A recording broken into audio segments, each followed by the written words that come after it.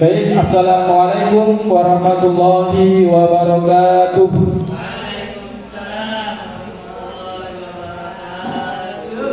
Alhamdulillah, alhamdulillahirabbil alamin, wa bihi nasta'in wala umurud dunya waddin. Pertama-tama, marilah kita panjatkan puji syukur kita atas kehadirat Allah Subhanahu wa taala, karena berkat rahmat dan hidayah beliau kita bisa berkumpul di ruangan yang sempurna ini menurut saya. Ya, kemudian salawat dan salam marilah kita sanjungkan kepada Nabi besar kita Nabi Muhammad sallallahu alaihi wasallam yang kita nantikan syafaatnya di yaumul kiamah kelak. Amin amin ya rabbal alamin. Yang terhormat Kepala Sekolah SMP Islam Maria Muraid, yang kami hormati Waka Kurikulum, yang kami hormati Wakil Kepala Sekolah Bidang Kesiswaan, dan yang kami hormati seluruh Dewan Guru serta tenaga pendidik SMP Islam Maria Muraid serta Ketua OSIS yang Abi banggakan. Baiklah hadirin umi, terima kasih saya ucapkan sebesar-besarnya karena telah meluangkan waktu, pikiran dan tenaganya untuk bisa berkumpul di ruangan ini. Adapun kegiatan hari ini saya akan mempresentasikan kegiatan tahunan kita, yaitu kegiatan outbound SMP Islam Maria Muraid. Ya, outbound tahun ini saya ambil tema yang mewujudkan jiwa bergotong royong, sehat dan berakhlakul karimah. Next.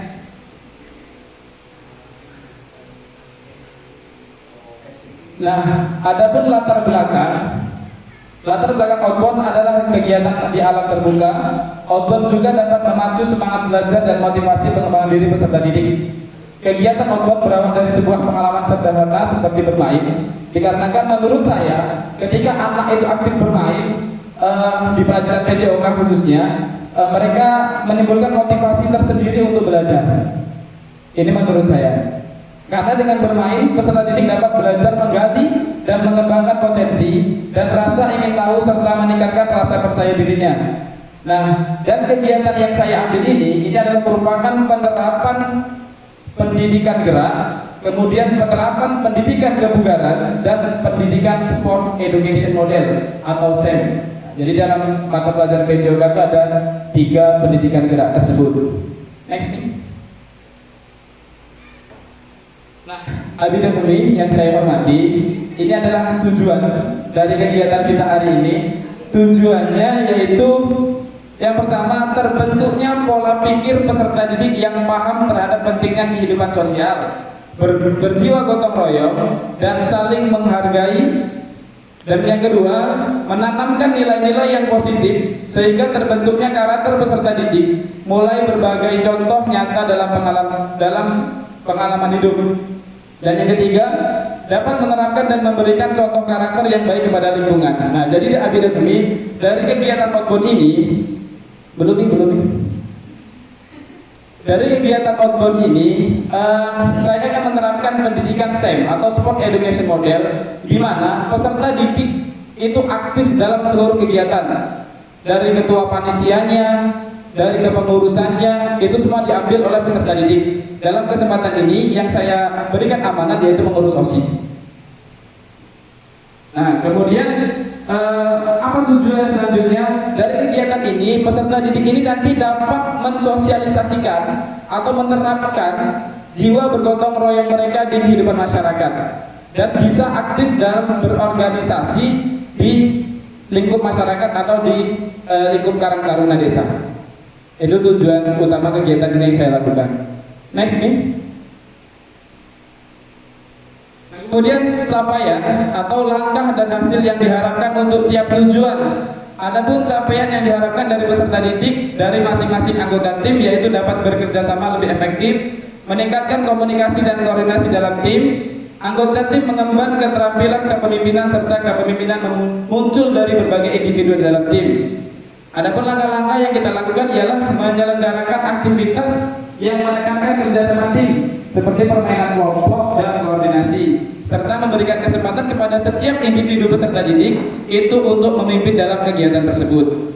Nah, ini adalah alur kegiatan Abi dan Umi. Di awal bulan 11, kegiatan ini kita lakukan di bulan 11. Di awal bulan 11 atau di pekan pertama kita melakukan persiapan dan sosialisasi kepada peserta didik maupun kepada wali murid. Kemudian di pekan yang kedua itu ada persiapan dan pembersihan lapangan yang nanti akan dibantu oleh seluruh pengurus OSIS dan panitia perlengkapan. Kemudian pekan yang ketiga itu pelaksanaan proyek dan festival proyek. Pelaksanaan proyeknya apa? Ya, kegiatan outbound ini yang nanti di dalamnya ada kegiatan-kegiatan permainan yang menarik. Kemudian yang keempat itu evaluasi dan refleksi. Jadi setelah kegiatan outbound, kalau kita tahu sebelum-sebelumnya, setelah kegiatan sudah bubar kemana-mana. Nah, untuk tahun ini insya Allah kita akan mengadakan evaluasi dan refleksi. Supaya apa? Supaya kegiatan outbound ke depannya nanti itu bisa menjadi lebih baik lagi. Next.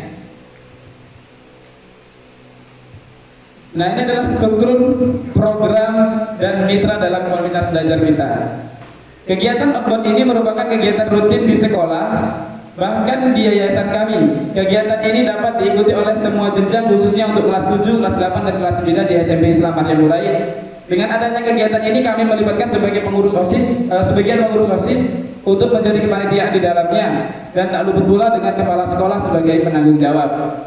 Nah, adapun nama proyek ini yang kami gagas adalah Wahana Siswa. Kenapa Wahana Siswa? Karena di kegiatan outbound ini kan cenderung banyak bermain. Ya, banyak melakukan permainan individu ataupun kelompok.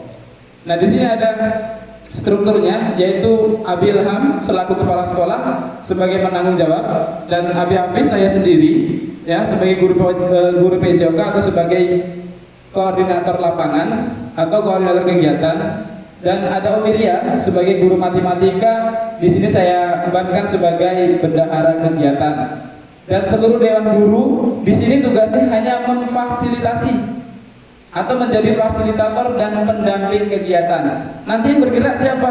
Peserta didik, maupun pesertanya maupun panitianya, itu semuanya peserta didik. Kita hanya mengarahkan. Ya. Next.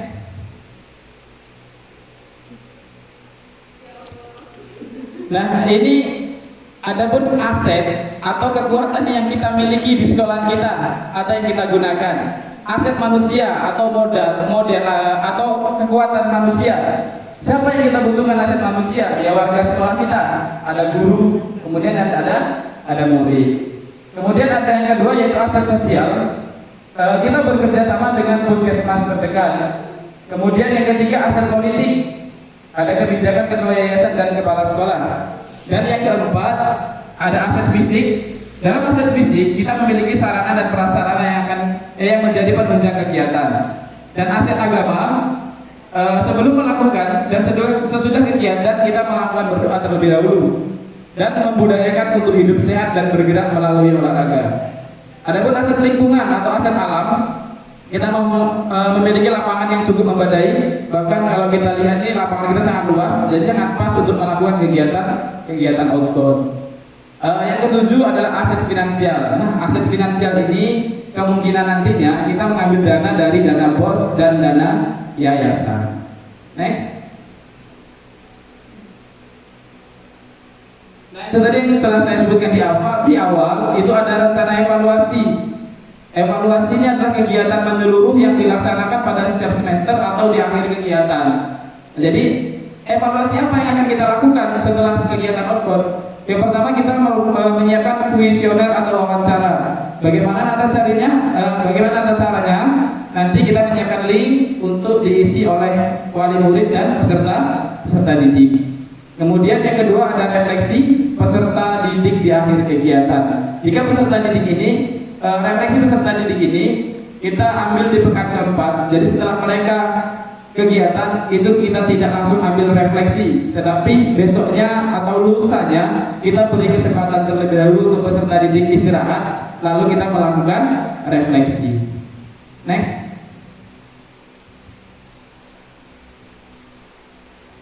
Ya, Abi dan Umi yang saya hormati, kemungkinan tantangan ya yang ada dalam kegiatan outbound itu ada 3 yang menurut saya pasti kita alami. Yang pertama, tantangan atau masalah yang kita alami komunikasi yang buruk. Ini komunikasi yang buruk ini terjadi sesama panitia, peserta, bahkan dewan guru ini sepertinya nanti bisa mengalami komunikasi yang buruk. Bagaimana solusinya? Solusinya kita menggunakan teknik diskusi terlebih dahulu, atau diskusi kelompok, atau sesi umpan balik untuk meningkatkan komunikasi, biar tidak terjadi kesalahpahaman. Kemudian yang kedua, masalah yang kedua yaitu keterbatasan waktu. Waktu ini kan kita tidak ada yang tahu ya, Bin Umi. Contohnya nanti pas kegiatan cuaca hujan deras, kita tidak tahu. Jadi waktu nanti di sininya pasti akan molor. Nah, bagaimana solusinya? Kita membuat jadwal yang realistis dan fleksibel saja, dan diprioritaskan aktivitas yang paling penting, serta bersiaplah untuk menyesuaikan jadwal dan kegiatan sesuai dengan waktu yang tersedia. Jadi tidak usah monotonkan untuk jadwal kegiatan, kita fleksibelkan saja. Dan yang ketiga, kesehatan dan keselamatan. Nah, makanya tadi di awal di aset kita mengundang puskesmas terdekat untuk ini, menghindari hal-hal yang tidak diinginkan. Solusinya saya memastikan semua peserta memahami aturan keselamatan dan prosedur darurat dan menyediakan staf medis atau pertolongan pertama.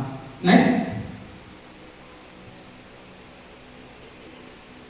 Bidang yang saya hormati, itulah tadi pemaparan presentasi tentang kegiatan outbound tadi. Ya, di sini ada quote ya yang saya tanamkan dari ketua yayasan kita yang luar biasa. Janganlah ragu untuk melampaui batasanmu. Ya, jadi ada pembatasan kita harus kita lampaui. Supaya apa? Supaya kita bisa mengukur jati diri kita sampai mana. Terima kasih Abi dan Umi. Saya akhiri billahi taufiq wal hidayah. Wassalamualaikum warahmatullahi wabarakatuh.